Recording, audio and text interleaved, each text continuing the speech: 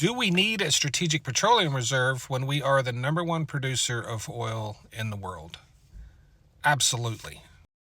Let's just remind ourselves that the United States doesn't produce any oil.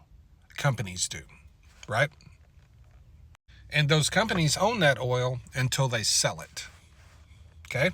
And if there was a supply disruption, and that's when we chose to purchase oil from oil companies, instead of having a reserve, we would always be purchasing oil at extremely high prices when we needed it for an emergency.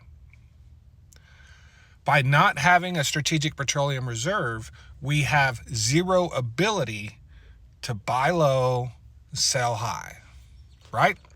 In addition to that, do we really want to rely on corporations when we're in a supply disruption? Do we really want to rely on them to quickly extract the oil we need? No, we don't. When we drew oil out of the Strategic Petroleum Reserve, we were able to draw 1 million barrels a day out of the reserve almost immediately. The United States can't produce, and oil companies can't produce an additional 1 million barrels a day anytime soon. So any supply disruption we would have would be prolonged by us not having a strategic petroleum reserve. And then there's this whole thing where we're not going to remain the number one producer of oil in the world forever. That's not a thing. This is temporary. I'd say in 5 to 7 years, we're no longer the number one producer in the world. And it could be sooner, but I'd say 5 to 7 years. Every time the oil market crashes, we have big production declines in the United States. And when oil prices recover, a wave or a flood of new investments come back into the industry and prop it back up, and we regain oil production. Those days are over.